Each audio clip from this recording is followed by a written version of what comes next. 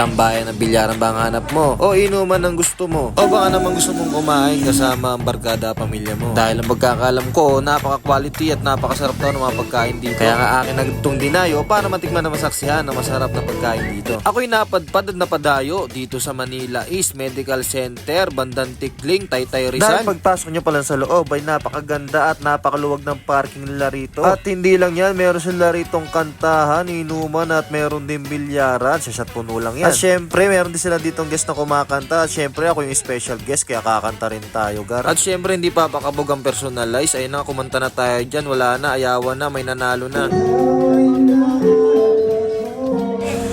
At kung gusto mo naman magbilyar at gusto mo sa tahimik na lugar, pumunta ka na lang sa Memorial. O joke lang syempre. Syempre pwede kayo magbilyar dito. At kung nagugutom ka naman, Gar, meron silang masasarap na pagkain.